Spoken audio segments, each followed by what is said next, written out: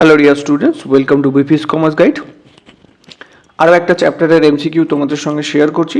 এটা হচ্ছে balance sheet, profit and loss account and trading account related কিছু MCQs. তো ফার্স্ট যে এমসিকিউটা রয়েছে সেটা কি বলছে, on balance sheet accrual, note payables and accounts payable are listed under which category. তো অ্যাকাউন্টস পেয়েবল এইগুলো কোথায় লিস্ট করা হয়, কোন ক্যাটাগরিতে? এগুলো হচ্ছে বেসিক্যালি কারেন্ট লায়াবিলিটি আন্ডারে চলে আসে। Accounts payable, that is bills payable আমাদের যেগুলো রয়েছে, বা ক্রেডিটার্স, সেইগুলো বেসিক্যালি কারেন্ট লায়াবিলিটির আন্ডারে কিন্তু চলে আসে। অ্যাক্রুয়ালস মানে হচ্ছে এখানে আউটস্ট্যান্ডিং। তো এগুলো কোথায় বসছে? এগুলো বেসিক্যালি আমাদের যেটা বসে কারেন্ট লায়াবিলিটিসের আন্ডারে। সেকেন্ড প্রশ্ন, inventories, cash and equivalents and accounts receivable listed as, এগুলো কী হিসাবে লিস্টেড করা হয়? Earnings on income statement, payment on income statement, assets on balance sheet and liability on balance sheet. খুব সিম্পল জিনিস, এগুলো assets on the balance sheet. Next 3 number প্রশ্ন, which of the following is not a current assets. তো এই যে চারটে option দেওয়া আছে এর মধ্যে কোনটা কারেন্ট অ্যাসেট নয়? ফার্স্ট সাপ্লাইজ, সেকেন্ড ল্যান্ড, তারপর হচ্ছে accounts receivables and prepaid insurance, এইগুলো রয়েছে। তো এখানে কারেন্ট অ্যাসেটস নয় হচ্ছে ল্যান্ড হচ্ছে ফিক্সড অ্যাসেটসের মধ্যে চলে আসে। 4 number, in the situation of bankruptcy a stock which is recorded above common stock and below ডেপ্থ অ্যাকাউন্ট ইজ, সেটাকে কি বলা হয়? বলছে সেটাকে প্রেফার্ড স্টক বলা হচ্ছে। সেটাকে যদি ব্যাংক্রাপসি সময় যে স্টকটাকে কমন স্টক এর ওপরে রাখা হচ্ছে অ্যান্ড ডেপ্থ অ্যাকাউন্টের নিচে রাখা হয়, সেটাকে কি বলা হয়? সেটাকে বলা হয় প্রেফার্ড স্টক। নেক্সট 5 নম্বর প্রশ্ন, a firm buys product but does not pay to supplier instantly, this is recorded as. তো বাই করা, দ্যাট ইজ পারচেস করার পর ইমিডিয়েট পেমেন্ট না করলে সেটা কোথায় রেকর্ড করা হয়? সেটা অ্যাকাউন্টস পেয়েবলের আন্ডারে কিন্তু রেকর্ড করা হয়, যেটাকে আমরা আমাদের ইয়েতে ক্রেডিটার্স হিসাবে কিন্তু ধরি। এরপরে in a balance sheet the total of common stock and retained earnings are denoted as, তো কমন স্টক অ্যান্ড রিটেন আর্নিংসকে আমরা কী হিসাবে ডিনোট করি? সেখানে কমন ইকুইটি বলে কিন্তু ডিনোট করা হয়। কমন স্টক অ্যান্ড রিটেন আর্নিংসকে যেটা যে হিসাবে ডিনোট করা হয়, that is common equity.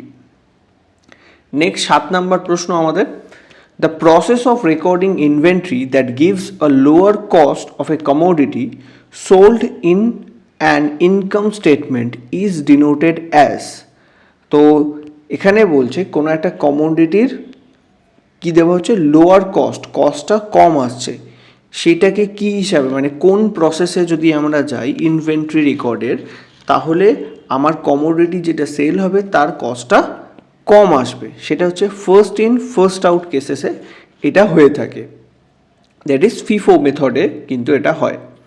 Next আমাদের প্রশ্ন হচ্ছে, financial securities which can be change into cash to their book value price are categorize as, যদি কোনো ফিনান্সিয়াল সিকিউরিটিস যেটাকে ইজিলি আমরা ক্যাশে কনভার্ট করতে পারি, যেটা বুক ভ্যালু যেটা রয়েছে সেটাকে ক্যাশে কনভার্ট করতে পারি, তাকে আমরা কি বলি? এটাকে বলা হয় ক্যাশ অ্যান্ড ক্যাশ ইকুইভ্যালেন্স হিসাবেও ধরা হয়ে থাকে। Next, earnings that have a cumulative account and are not paid to stock holders as dividend known as, তো যে আর্নিংসটা যে অ্যাকাউন্টের মধ্যে কিউমুলেটিভ হতে থাকে এবং যে টাকাটা স্টক হোল্ডারদের বা শেয়ার হোল্ডারদের মধ্যে ডিভিডেন্ড হিসাবে দেওয়া হয় না, সেটাকে কি বলা হয়? সেটাকে বলা হয় রিটেন আর্নিংস। কোম্পানি যে টাকা আর্ন করে এবং তার মধ্যে কিন্তু পুরো টাকাটাকে ডিভিডেন্ড হিসাবে কিন্তু সে দিয়ে দেয় না, সার্টেন কিছু percent profit as a dividend share হোল্ডারদেরকে সে ইস্যু করে দেয়, পে করে, বাকি টাকাটা সে রিটেন করে কিন্তু রেখে দেয়। নেক্সট 10 নম্বর প্রশ্ন, information that is used by investors for expecting future earnings is recorded in, তো ইনভেস্টার্স যে ইনফরমেশনটা ইউজ করে ফিউচার আর্নিংস রিলেটেড সেটা কোথায় লেখা থাকে না, সেটা অ্যানুয়াল রিপোর্টের মধ্যে লেখা থাকে। কোম্পানির অ্যানুয়াল রিপোর্টে ফিউচার এক্সপেক্টেড ক্যাশ ফ্লো সম্বন্ধে ডেটা কিন্তু দেওয়া হয়ে থাকে। তারপরের প্রশ্ন 11 number, the statement prepare to indicate the profit and loss and financial positions of a business are called. তো বিজনেসের profit and loss and financial position যে স্টেটমেন্টের মধ্যে ইন্ডিকেট করা হয় সেই স্টেটমেন্টটাকে কী বলা হয়? বেসিক্যালি সেটা হচ্ছে ফিনান্সিয়াল স্টেটমেন্টের মধ্যে কিন্তু এগুলো সমস্ত কিছু দেওয়া থাকে। Next, profit and loss account shows the profit and loss অ্যাকাউন্টে কী দেখানো হয়? প্রফিট অ্যান্ড লস অ্যাকাউন্টে বেসিক্যালি প্রফিট অর লস কতটা হয়েছে সেটাই কিন্তু বিজনেসের দেখানো যায়। ওই যে first profit earned or lost suffered by the business. Next যেটা আমাদের প্রশ্ন সেটা হচ্ছে expenses related to the sales of goods are shown in the. Expenses যেটা হয়েছে related to sale of goods সেটা কোথায় দেখানো হয়? তো সেল অফ গুডস যখন হয় তার সেই রিলেটেড যে এক্সপেন্সেস, আমি যদি একটা এক্সাম্পল দিই সেটা হচ্ছে সেলিং এক্সপেন্সেস বা সেলসম্যান কমিশন, এগুলো কোথায় লেখা হয়? সেগুলো লেখা হয় বেসিক্যালি প্রফিট অ্যান্ড লস অ্যাকাউন্টে। নেক্সট প্রশ্ন, the credit side of profit and loss account records. Credit সাইডে কী লেখা হয় না, ক্রেডিট সাইডে প্রফিট অ্যান্ড লস অ্যাকাউন্টের আমরা ইনডাইরেক্ট যে ইনকামগুলো হয়েছে সেইগুলো আমরা রেকর্ড করি। ডাইরেক্ট ইনকাম আমরা রেকর্ড করি ট্রেডিং অ্যাকাউন্টে। Next, revenue expenditure is recorded in the. Revenue expenditure কোথায় রেকর্ড করা হয় না? প্রফিট অ্যান্ড লস অ্যাকাউন্টে।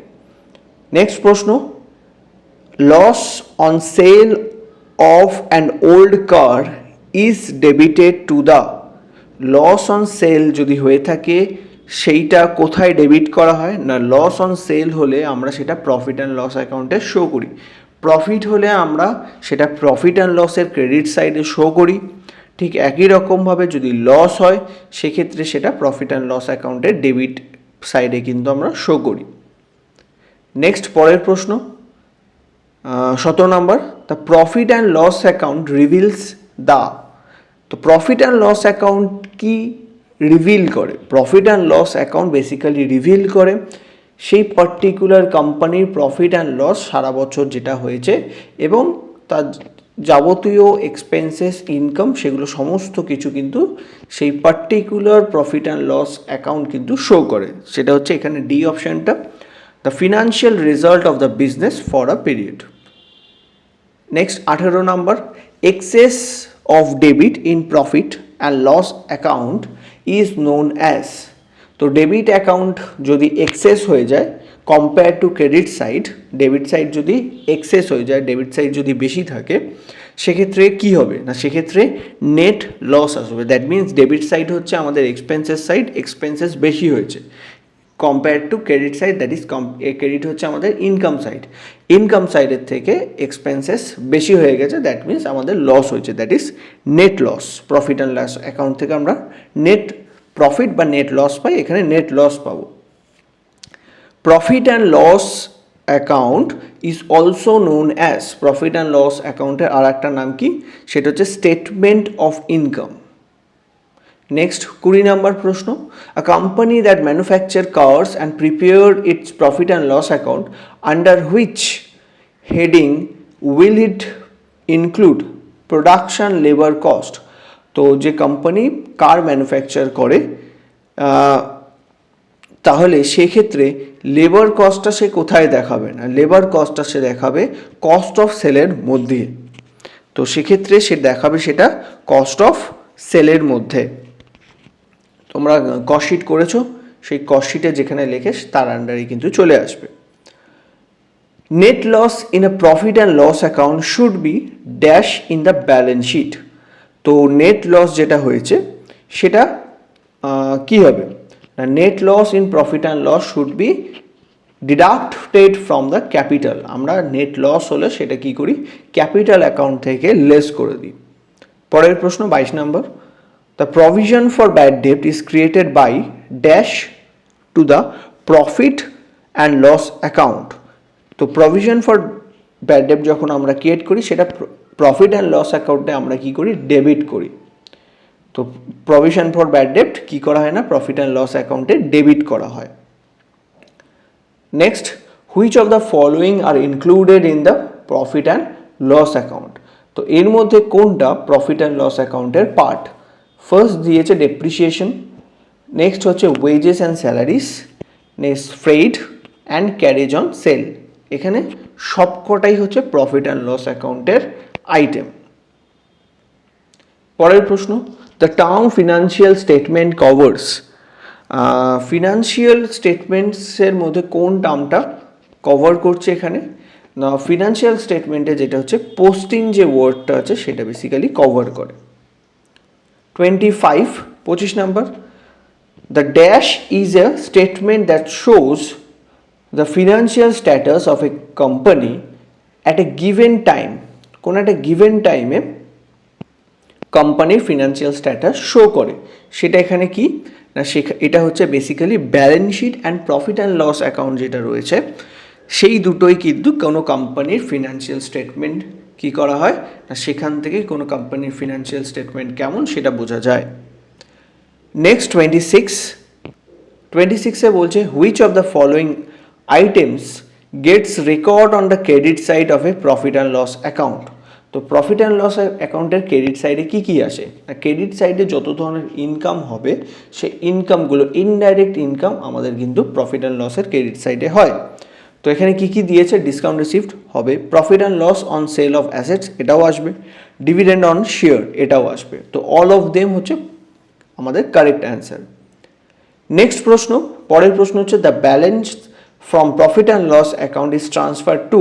তো প্রফিট অ্যান্ড লস অ্যাকাউন্টের যে ব্যালেন্স সেটা কোথায় ট্রান্সফার করা হয়, সেটা ট্রান্সফার করা হয় ব্যালেন্স শিটে। নেক্সট বলছে excess of credit in profit and loss account is known as.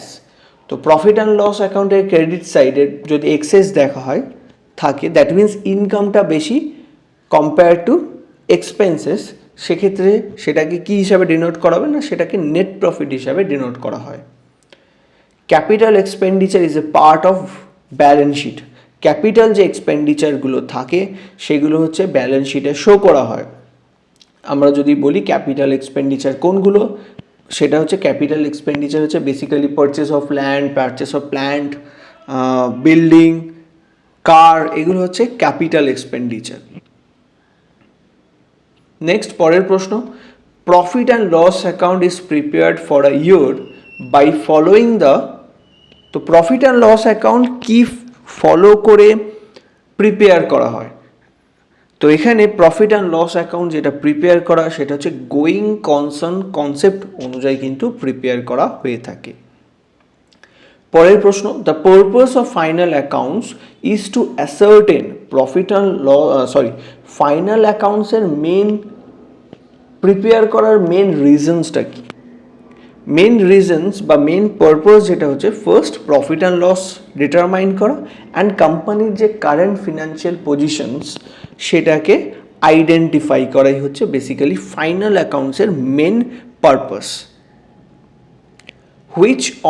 Which one of the following will lead to understatement of net profit. তো এখানে নেট প্রফিটের আন্ডারস্টেটমেন্ট কোন ক্ষেত্রে হয়ে থাকে, তো যেটা উত্তর হবে সেটা হচ্ছে ট্রিটিং ক্যাপিটাল এক্সপেন্ডিচার আর রেভিনিউ এক্সপেন্ডিচার। এটা এক্সপ্লেন করে দিচ্ছি। নেট প্রফিট আন্ডারস্টেটমেন্ট করা হয়েছে, that means net profit actually যত টাকা হওয়ার কথা ছিল তার থেকে কম হয়ে গেছে। তো নেট প্রফিট কখন কমে যায়?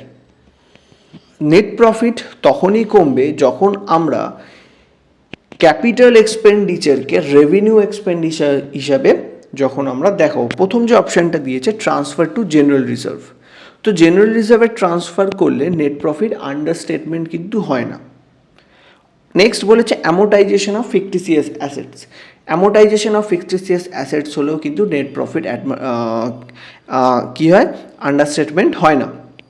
এগুলো basically profit and loss account থেকে কিন্তু এগুলো বেসিক্যালি এগুলোকে চার্জ করা হয়। Next, treatment of revenue expenditure as capital expenditure. Revenue যে এক্সপেন্ডিচার যেগুলো রয়েছে সেগুলো যদি as a capital expenditure show করি সেক্ষেত্রেও কিন্তু নেট প্রফিট কমে যায় না। এখানে যদি রেভিনিউকে যদি আমি ক্যাপিটাল এক্সপেন্ডিচার হিসেবে শো করি সেক্ষেত্রে নেট প্রফিট ইনক্রিজ হয়ে যাওয়ার কথা, বাট এখানে আন্ডারস্টেটমেন্ট হয়েছে। কখন আন্ডারস্টেটমেন্ট হবে? যখন ক্যাপিটাল এক্সপেন্ডিচারটাকে আমি রেভিনিউ এক্সপেন্ডিচার হিসাবে ট্রিট করব এবং সেই এক্সপেন্ডিচারটা আমি প্রফিট অ্যান্ড লস অ্যাকাউন্টে শো করব। সাপোজ আমি একটা ল্যান্ড কিনেছি, ল্যান্ড হচ্ছে বেসিক্যালি ল্যান্ড বাই করা হচ্ছে ক্যাপিটাল এক্সপেন্সেস। তো এই ল্যান্ডের যদি বাই করাটা আমি প্রফিট অ্যান্ড লস অ্যাকাউন্টে শো করে দিই সেক্ষেত্রে সেটা নেট প্রফিটকে কী করে দেবে? কমিয়ে দেবে, দ্যাট ইজ আন্ডারস্টেটমেন্ট করবে। তো লাস্ট ডি হচ্ছে আমাদের কারেক্ট অ্যান্সার। তো নেক্সট প্রশ্ন, if the rate of gross profit on sale is 30%, তো সেলের ওপর গ্রস প্রফিট হচ্ছে 30% and cost of good sold is ₹70,000, what is the amount of sale? তো এখানে সেলের ওপর গ্রস প্রফিট হচ্ছে 30%, তাহলে আমরা এখানে সেল ধরে নিচ্ছি 100 টাকা, 100 টাকার মধ্যে প্রফিট হচ্ছে 30 টাকা, দ্যাট মিনস বাকি 70 টাকা হচ্ছে আমাদের cost of good sold.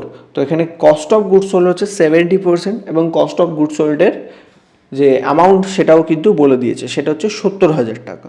That means 70% হচ্ছে আমাদের 70,000 টাকা, কস্ট অফ গুড সোল্ড হচ্ছে 70%, সেটা ইকুয়াল টু হচ্ছে 70,000। আমার সেল হচ্ছে 100%, তো সেল এবার যদি আমি 100%-এ কনভার্ট করি সেটা হয়ে যাবে 1,00,000 টাকা। 70,000 বাই 70% মাল্টিপ্লাই বাই 100 যদি করো তাহলে পারফেক্ট অ্যান্সার কিন্তু চলে আসবে। পরের প্রশ্ন, which of the following formula is correct to calculate provision on debtors to be transferred to profit and loss account? Which of the following formula is correct to calculate provision on debtors? তো ডেটার্সের ওপর যখন provision করা হয় তাহলে সেটা কিভাবে করা হয়, তো কিভাবে করতে হবে প্রফিট অ্যান্ড লস অ্যাকাউন্টে? সবার প্রথম যেটা করা হয়, ফার্স্ট ব্যাড ডেপ্টের সঙ্গে নিউ ব্যাড ডেপ্ট যেটা রয়েছে সেটাকে অ্যাড করতে হয়, তার সঙ্গে অ্যাড করতে হয় নিউ প্রভিশন যেটা রয়েছে, সেখান থেকে মাইনাস করে দিতে হয় ওল্ড প্রভিশন। তার মানে যেটা ব্যাড ডেপ্ট অলরেডি রয়েছে তার সঙ্গে যদি কোনো নতুন ব্যাড ডেপ্ট হয় সেটা তোমাকে অ্যাড করতে হবে, তার সঙ্গে অ্যাড করতে হবে কারেন্ট ইয়ারে যে প্রভিশনটা ক্রিয়েট করা হয়েছে, আর মাইনাস করে দিতে হবে লাস্ট ইয়ার যে প্রভিশনটা করা হয়েছিল, তাহলে তোমাদের কিন্তু কারেক্ট অ্যান্সার চলে আসবে। প্রভিশন ফর ডেটার্সের, প্রভিশন অন ডেটার্সের যে অ্যাকচুয়াল ফিগারটা যেটা প্রফিট অ্যান্ড লস অ্যাকাউন্টে ট্রান্সফার করতে হয় তার পারফেক্ট অ্যান্সারটা তোমরা পাবে এখান থেকে। When you prepare final accounts, where will you transfer bad debt recover account? তো ব্যাড ডেট রিকভার আমরা কোথায় দেখাই? তো ব্যাড ডেট রিকভার হলে সেক্ষেত্রে আমাদের জার্নালটা কি? তো ব্যাড ডেট রিকভার হলে আমাদের যে জার্নালটা হয় সেটা হচ্ছে cash account debit two bad date recovery. তো ফার্স্ট যেটা হবে সেটা হচ্ছে ক্যাশ অ্যাকাউন্টে আমরা অ্যাড করে দেবো, আর ব্যাড ডেট রিকভারি যেটা রয়েছে সেটা আমরা প্রফিট অ্যান্ড লস অ্যাকাউন্টে শো করে দেবো। পরের প্রশ্ন, অন 28th March 2019 stock worth 10,000 was lost by fire. তো এখানে 10,000 টাকার স্টকস ফায়ারে নষ্ট হয়েছে, আগুনে নষ্ট হয়ে গেছে। The insurance company admitted full claim.